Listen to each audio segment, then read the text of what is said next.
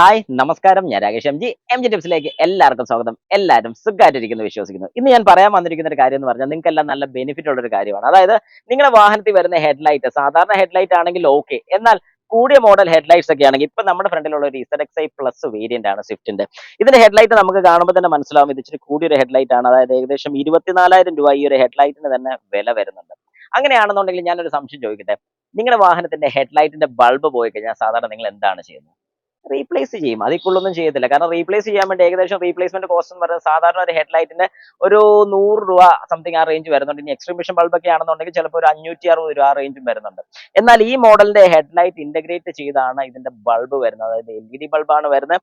ഇത് നമുക്ക് ബൾബ് മാത്രമായിട്ട് റീപ്ലേസ്മെന്റ് ചെയ്യാൻ സാധിക്കത്തില്ല. ഇതിന്റെ ബൾബ് പോയി കഴിഞ്ഞാൽ ചെയ്യാൻ പറ്റുന്ന ഒറ്റ കാര്യമേ ഉള്ളൂ, ഹെഡ്ലൈറ്റ് ഫുൾ ആയിട്ട് റീപ്ലേസ്മെന്റ് ചെയ്യാം.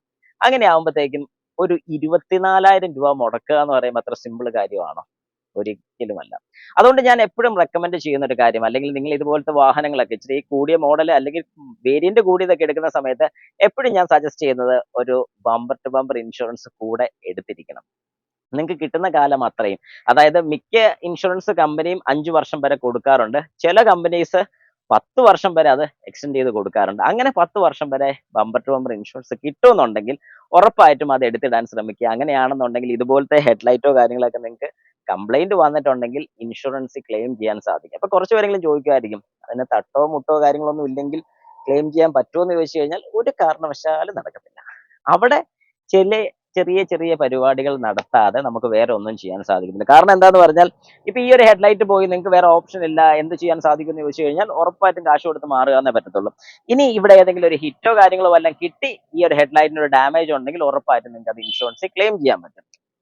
അപ്പൊ ഞാൻ പറഞ്ഞ കാര്യം നിങ്ങൾക്ക് വ്യക്തമായെന്ന് എനിക്ക് തോന്നുന്നു. കാരണം ചില കാര്യങ്ങൾ നമുക്ക് സ്ട്രെയിറ്റ് ആയിട്ടുള്ള രീതിയിൽ ചിലപ്പോൾ ചെയ്യാൻ പറ്റിയെന്ന് വരത്തില്ല. പക്ഷെ ഇങ്ങനെ ചെയ്യുന്നതുകൊണ്ട് വേറെ തെറ്റുകളോ കാര്യങ്ങളോ ഒന്നും വരുന്നില്ലെന്ന് വിശ്വസിക്കുന്ന ഒരു വ്യക്തിയാണ് ഞാൻ. അതുകൊണ്ട് പറഞ്ഞെന്നുള്ളൂ. കാരണം ഒറ്റയടിക്ക് ഒരു 24,000 രൂപ പോകുന്നതാണോ നല്ല, ഒരു 1,000 രൂപ മുടക്കുന്നതാണോ നല്ലതെന്ന് വെച്ച് കഴിഞ്ഞാൽ ഒബ്വിയസ്ലി ഇറ്റ് ഇസ് 1,000 രൂപ മുടക്കുന്നതാണ് ഏറ്റവും നല്ലത്. അങ്ങനെ നിങ്ങൾക്ക് ചെയ്യാൻ പ്രൊവിഷൻ ഉണ്ട്. ഇത് ജസ്റ്റ് ഞാനൊരു പ്രൊവിഷൻ ഉണ്ടെന്ന് മാത്രം പറഞ്ഞു തന്നേ ഉള്ളൂ.